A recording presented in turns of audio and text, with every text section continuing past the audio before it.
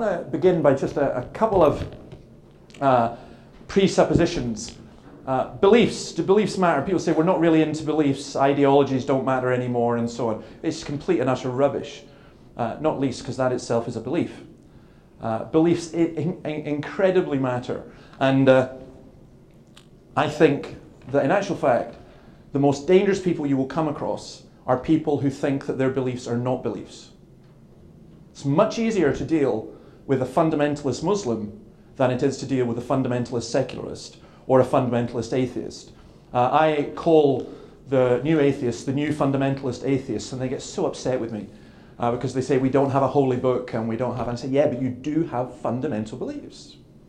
And when you don't recognize your beliefs, you're in severe trouble, because what you do is you presuppose that this is the natural route for everybody. Everyone will think this. Everyone. And if people don't think, so one of the key things we're trying to do in evangelism and in outreach is to get people to think about, what do I actually believe? Now, I also want to say that in terms of politics and in terms of law, that you're asking people to think, well, why? Why? I mean, you are going to be the annoying child who's always saying to their parent, why? Why? Why? And I think, you know, in our culture, one of the best ways to reach out to people, one of the best ways to be salt and light, is always to question. Second thing is roots and fruits I've talked about in Europe. Now, the fact is that Europe, in the providence of God, from the day that the Holy Spirit forbade Paul and his companions from heading to eastern Turkey and made them go into Greece, that Europe became a Christian continent. And the effects of that are still felt today. We still have the fruits of that. Now, I know that most people in Europe will say we don't, we're post-Christian, or many people will think that. Well, we still live in a world that is shaped by Christian beliefs. Take a classic example. Your classic American liberal atheist will immediately, like Michael Shermer, will immediately cite Sweden as an atheistic country. Now that is an example of profound ignorance. Sweden is a profoundly Christian country in its foundations, in its legal system, in its ethos. I accept fully that possibly around 60% would say they no longer believe in God. The roots have gone, but the fruits are still there. It's taking time for them to get rotten. I think it was last year, for the first time in the secular paradise, there were riots in cities over immigration. It'll be very interesting to see what happens in Europe today in the European elections. How much the right-wing parties, moving towards fascistic, to be honest, how many votes that they will receive. But I would argue that most people in Europe still have the Christian fruits in the sense of the ethos and the ideas and the ideologies. Now, you read someone like Michel Onfray, who's probably the best atheist writer in the world, a French guy, one of the most honest, and he is quite happy to state we need to get rid of Christianity out of medicine, out of politics, out of law, because it still permeates all these things.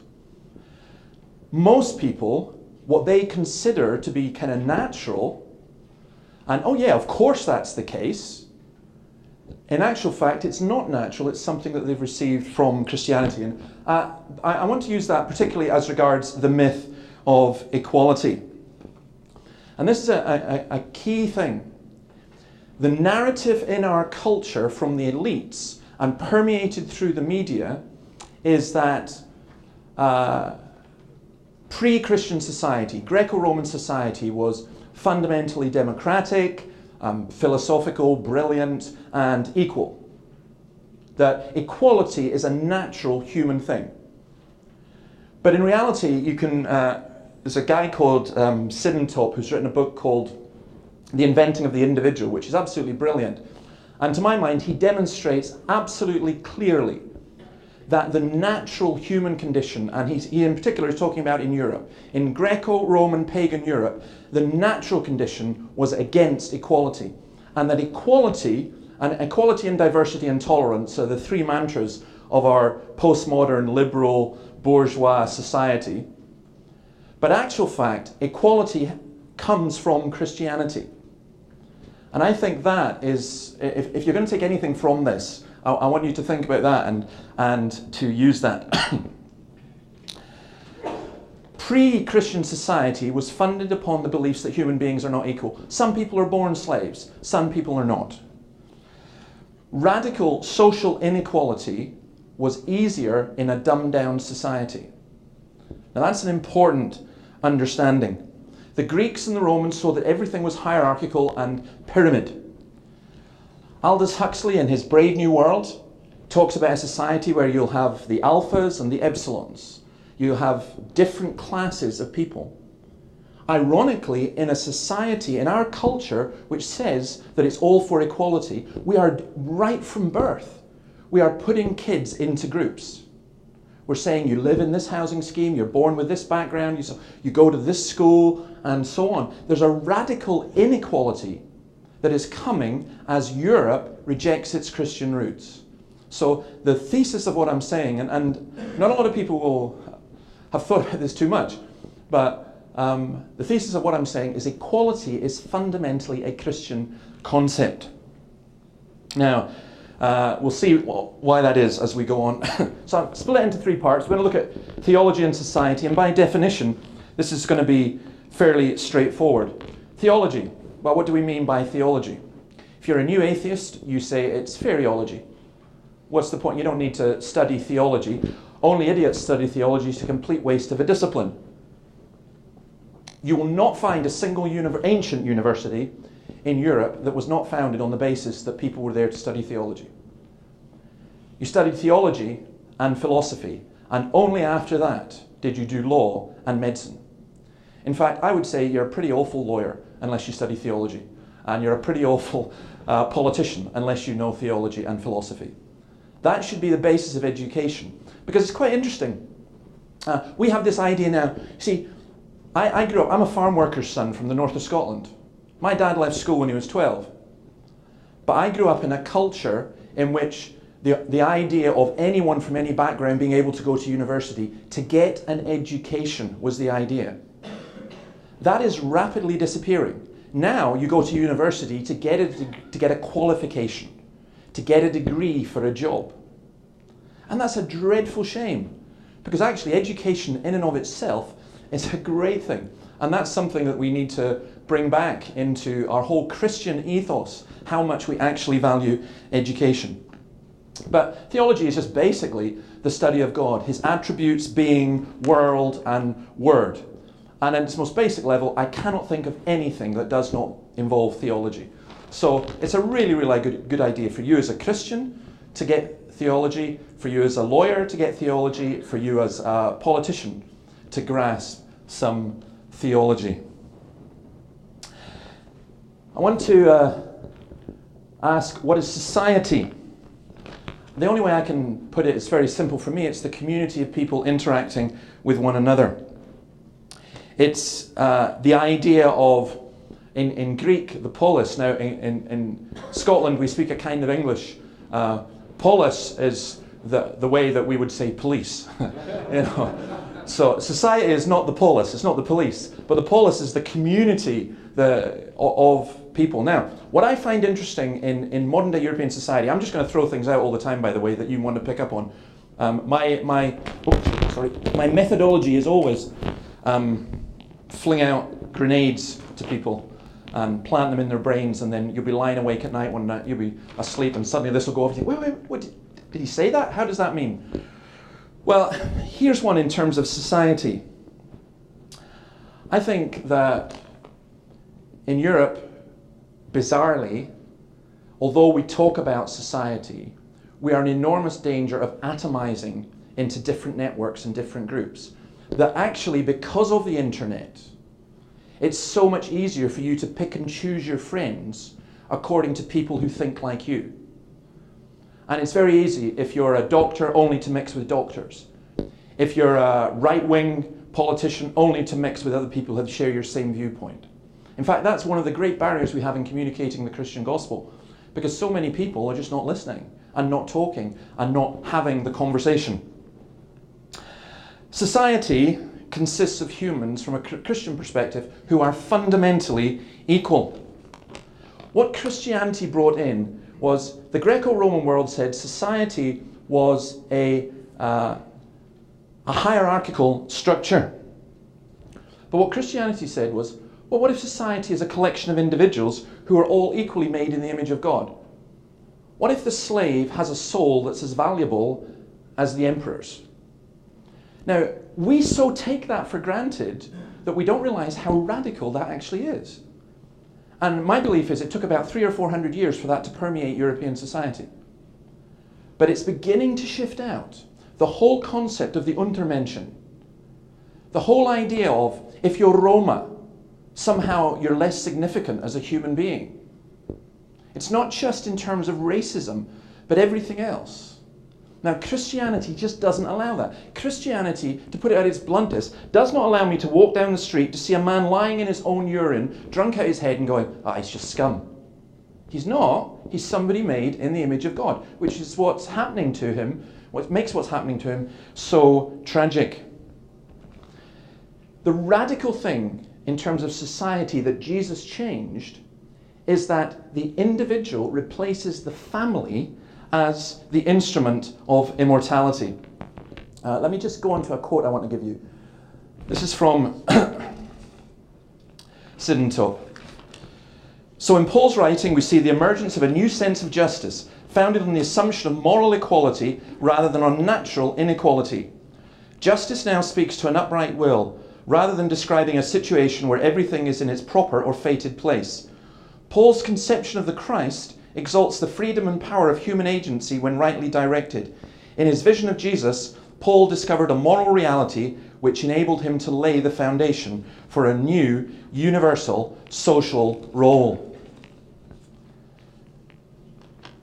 In ancient society, the family was the cultus. It was the centre of worship. I don't know if any of you have this custom, but in Britain they have this idea of carrying, when you get married, getting your bride and carrying her over the threshold of the door, over the hearth. That comes from Greco-Roman pagan world. Because the idea was you were taking the woman and she was becoming part of your cult.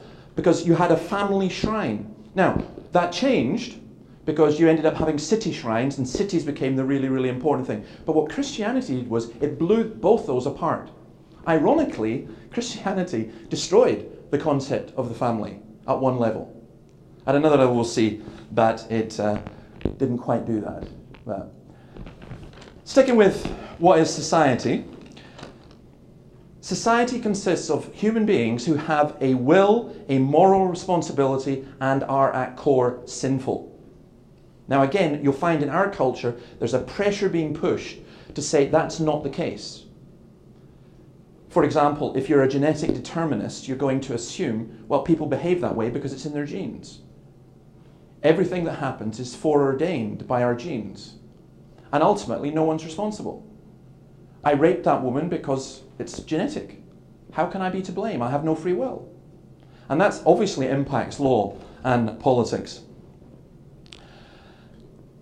Augustine is so vital in this. I did a politics degree at university. I actually got thrown out of it for arguing so much, but I went on and just did a history one. But part of it was, I was amazed. Our lecturer gave the 10 most influential books in the history of the world. And 2 of them were from Augustine. Augustine's Confessions and Augustine's City of God. And actually, the City of God is the foundational document for contemporary European politics, in my view. It's notion of there being 2 different spheres of authority, but particularly about the will. Augustine says this, is a great quote, "My mind, questioning itself upon its own powers, feels that it cannot rightly trust its own report."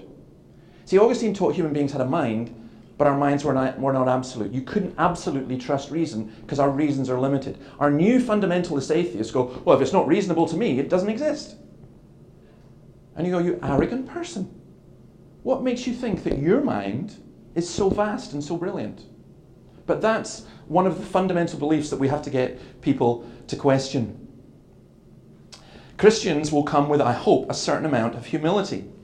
We don't have pride in our own ability. We don't have pride that if we're elected, things can only get better. Hubris always leads to downfall. We are all equally sinful, and you can either go to Augustine or Kant, as well as to the Bible, to find that. And again, that's hugely important. The concept of sin is vital for politics, and it is vital for law as well. Church-society relations. Look at more of this when we look at the politics thing. But again, let me just simply throw some things out. First of all, how Christianity changed things. The early church was marginal. I was listening to one of our ministers who is, I'm not allowed to say his name. In fact, I'm not even allowed to say the country he's from, but let's say he's from a Middle East country. And last week he was telling us that 90% of what God does is done without publicity. How did God manage without Facebook and the internet? Well, he still does. It goes on under the radar. I mean, imagine when the CIM missionaries were thrown out of China when Mao Zedong came to power. And we were all going in the West, oh, it's terrible, there'll be no church in China, and how will they do without us? And there was about maybe 500,000 Chinese Christians. When the missionaries got back in, there was 50 million. See, God works in lots and lots of different ways, and a lot of it is under the radar. And in the early church, it was marginal. It didn't shout about being marginal, but because of that, benefited from having a lot of women and a lot of slaves who ended up turning the world upside down. I think also, in terms of society, one of the big changes that Christianity brought in, and again, it's something that you just assume, but we don't take on board. Before Christianity came in, work was something that was disgraceful. Work was not honoured. It was an ethic just for slaves. But now, work was given a new dignity and respect. You can call it the Protestant work ethic, but it existed before that as well. I find it interesting that in our culture, we are moving more and more away from the idea of work as being something respectable and something conveying dignity. Instead, what's happening is the idea is you win the lottery and then you get a life of bliss doing nothing. Except doing nothing is not bliss. And we've created a whole work-less society, both at the upper end in the uber-rich and at the lower end in the unemployed, who are, I can think of one woman in my own church who, since she's 21 years old, and she's now double that age, has been living off welfare and so on. And for her to get a job with no skills and no experience right now is impossible, because in order for her to get what she's getting through welfare, she would have to have a job with £25,000 a year. And there's no chance of her getting that. So she's, for the rest of her life, is condemned to be without work. And in her head, she has this ethos, well, so what? And I'm going, it's dignity. My father grew up in a tradition where he would rather work for pennies than have millions and not be able to do work. And Christianity changed that ethic. I would argue also, as I said, that Christianity destroyed the family as a centre for worship, but created the modern family in terms of marriage and in particular in terms of conjugal rights, that men and women within marriage were equal. Now before that, they weren't.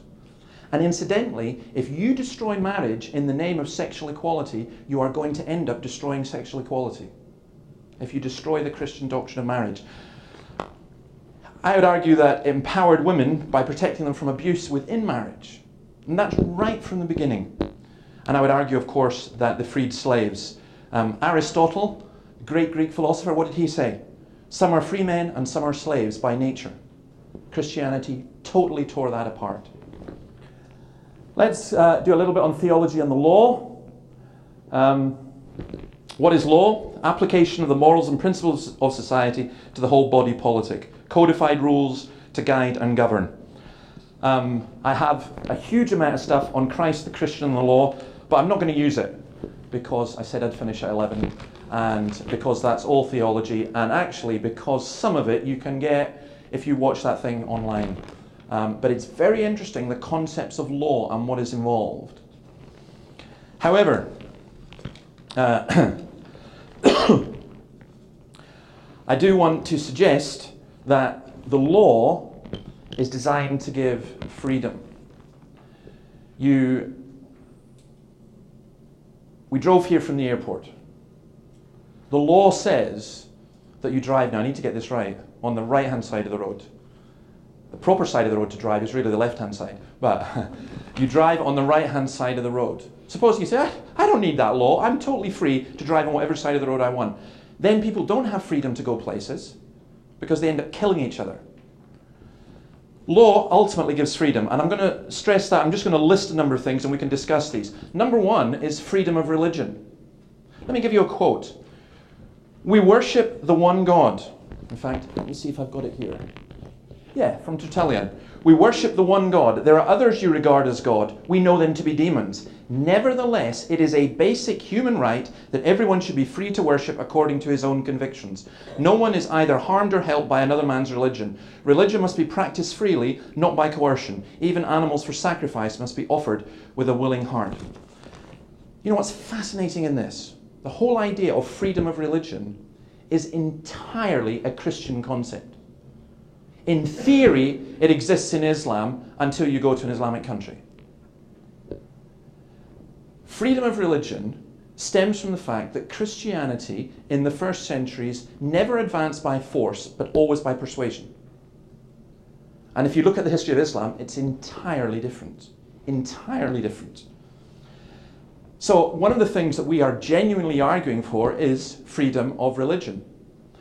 Peter Hitchens, the brother of Christopher, once said to me, and he said this in other places as well, he said, the worst place to be an atheist is in an atheist country. The best place to be an atheist is in a Christian country.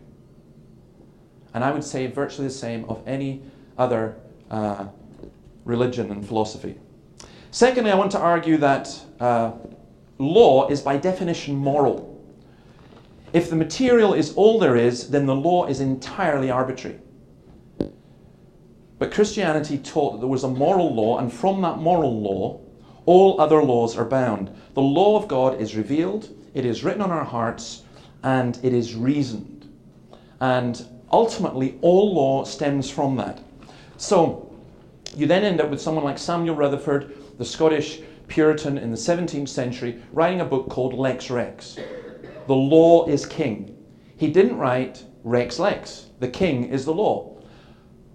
There was a move in Europe at that time, including the kings of Scotland and England and France and elsewhere, to say, actually, I'm the king, I'm the law, I'm the representative of God.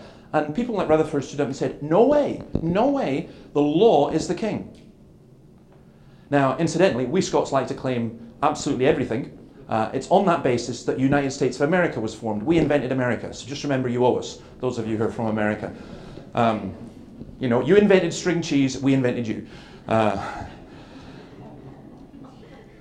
Also, if you look at how canon law developed in medieval Europe, canon law became the basis of our modern legal system. And again, I can't go into that. I don't know enough about it, well, for one reason, but I think there is plenty of evidence for it. Another thing is that Christianity recognizes the limitation of law. So, for example, the whole concept of thought crime. No. We believe there's a God who will judge. In fact, I think it was Abelard who suggested that even if you had evidence that someone was preparing to commit a crime, you couldn't charge them with it because they hadn't actually done it. And there was a big argument about that.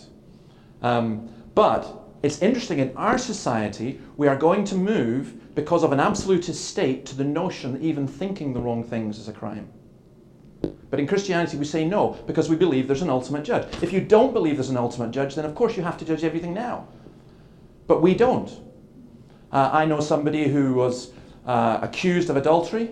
People say, well, what do you think? Do you think this? Do you think that? And I go, I don't know. I'm not God. How do I know? But there is a God who will judge. And unless I've got evidence, I can't say anything. But I leave that up to God. So Christianity recognizes the limitation of law. Christianity also teaches free will and moral responsibility. In our society, we're moving towards genetic determinism or social determinism.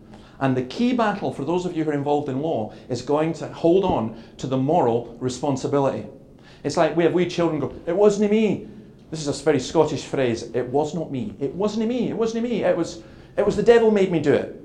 You know, it was my friends. It was this. It's the English. It's the Germans. It's the Russians. I don't know. It's space invaders. Whoever. It's not me. And the Bible goes, yeah, it is you. Actually, it is. you do have responsibility. Even if what happened to you was horrible, even if you had a rotten background, you are a human being. I'll give you one classic example of how that works. No, I won't. I'll give you that during the questions. Christians believe in natural rights more than natural law. And that's also important. We believe in natural rights. The language of rights, a lot of Christians back off from it. Don't back off from it. It's like equality and tolerance. Don't let the devil take these words. Take them back, rebaptize them, as Paul did with the Greek language. But we do believe in natural rights. Why? Because the incarnation, God with us. Jesus became a human being. Because of that, we are all as human beings affected, and I think we all have natural rights. The Son of God did not come as a dog or a cat or a cockroach. There is a difference between you and a cockroach. In atheistic thought, there isn't. Ultimately, there isn't. It cannot be. Logically. But in Christian thought, there's a profound difference. Then there arises the question, if Christianity says that all humans are created equal in the sight of their Creator, then they should be equal in the eyes of the law. Hugely important. Again, see how that's being challenged today. In Britain, libel law, you can libel people, you can sue for libel if you're very wealthy. But what if you're very poor? There's a whole range of things where the whole legal system is being tilted towards the wealthy. And that is a fundamentally anti-Christian concept. Then, let me just finish off by saying something about theology and politics. Politics, the government of the polis, as I said, the community. Now, the fascinating thing here is, in the ancient community, if you were in Athens or Corinth or even Jerusalem or Rome, then you would see patriotism as the supreme virtue. You'd be devoted to your city, you'd be devoted to the fatherland or to the motherland. Piety and patriotism are the same, and it's a fatal combination. You see it in Ukraine and Russia. You saw it in Nazi Germany. And I want to venture to say you will see it more and more in Serbia and England and Scotland and elsewhere. Because people's identity is sometimes seen in their nationality. In the ancient world, to be without patriotism was to be anything less than an active citizen was to be an idiot. The original word, idiotis, just simply means that. Someone who's not a citizen. To be in exile was a worse punishment than death. And you don't understand ancient culture unless you see that. But in Christianity, we don't say that. We don't have the city or the nation state as the absolute. Is the kingdom of God political? Yeah. Yes and no. First of all, the key fundamental here is Augustine's two cities. The split between powers. Before this, all authority was unitary. All authority was invested in the state or the household. But now, there are two kingdoms, Caesar's and God's. I think we're heading back to a unitary authority. I think we're heading back to an all-powerful estate. I think when the church took morality away from the state, it was a great thing. And now that the state is taking morality back, it's a disaster. And it will inevitably lead to authoritarianism. Kings and emperors were desacralized. They were no longer considered holy. As we re-sacralize the state and replace God with the state in whatever form, whether it's the multi-state state, whether it's the city-state, we are going to find that by definition, those in control of the state will be those who exercise authority and power, and the rest will be Untermenschen. I would argue that equality inevitably leads to representative democracy, and that Christian theology is essential for equality, which is why George Bush and Tony Blair and so on were so stupid. If only they had some theology, it would really have helped them before they went to war in Iraq, seeking to impose a democracy upon a nation state and a people who had no real concept or framework for democracy. Islam needs its reformation before you will properly have democracy. Democracy within Europe is dependent upon the notion of equality, and equality is dependent on the notion of a Christian understanding of humanity. I would argue that Christianity is for the poor. I'll give you just a quote here. Bishop Theodulf of Orleans stated this. This is, I think, the 12th century. This is about the poor. Their sweat and toil makes you rich. The rich get their riches because of the poor. But nature submits you to the same laws. In birth and death you are alike. The same holy water blesses you. You are anointed with the same oils. The flesh and blood of the Lamb, the Christ, nourishes you all together. I would argue, of course it's going to happen, that the rich are going to get richer and the poor are going to get poorer if we reject Christianity. That's human nature. Christianity challenges that and changes that. Ironically, of course, you're going to get all kinds of liberal Christians and others keep yakking about the poor and doing nothing about it. Not really. You've got to talk about it, you know. And isn't it interesting how in our culture equality is now no longer about economic justice, equality is now about sexuality. We have something in Scotland called the Equality Network. The only thing they campaign for is homosexuality. The only thing. Now, there's something vastly wrong in that. Pietists, Erastians, and politicians. Let's just say, for me, different Christian ways of looking at things. The pietists are the people who go, well, let's just go for heaven, let's not bother about it. Let's lock ourselves away in our wee ship until Jesus comes and takes us all up to heaven, let the world just go to hell, literally. I'm sorry, that's just entirely wrong. The Erastians are the people who want the state to control the church, or even you can go vice versa. You could have the church trying to control the state, kind of what I would call the theonomic viewpoint.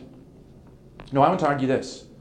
The more you are aware of Christ, the more you know his word, the more you know theology, the more use you will be in this world, the freer you will be to serve everybody. Where do we go with all of this? Question mark. Well, let me give you this.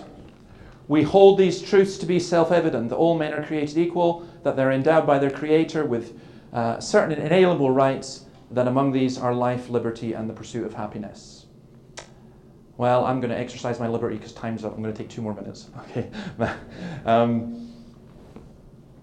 Really, we hold these truths to be self-evident. To who? How are these truths self-evident? Ask. They are only self-evident in the context of a Christian framework. They are not self-evident out with that framework. It is only the Puritans who went on the Mayflower and people who are descended from them who could say this. Now people are going, well, we hold them to be self-evident. You go, why? What's the basis? What's the reason? And because we don't have a solid theology and philosophy, people can't really answer that. Here's the thing that I think will shock you. Modern liberalism and secularism have Christian roots. And we should actually argue for Christian versions of both of them. Don't fall into the trap of saying, we're against liberalism, because when you hear that language being spoken, you see, liberal to me carries the idea of open and generous and kind and so on. And when you say, I'm against liberalism, people are hearing you say, well, I'm a nasty, mean, right-wing fundamentalist, Neanderthal caveman. That's what they think. But in actual fact, proper liberalism is stemmed in Christian roots, and without it, it becomes an authoritarianism. Same way with secularism. With secularism, we're saying, no, the church, we don't want the church to run the state. My goodness, have you seen my Kirk session? We can't even run ourselves. We don't want to run the city. We really don't. The church is a mess. We agree with that.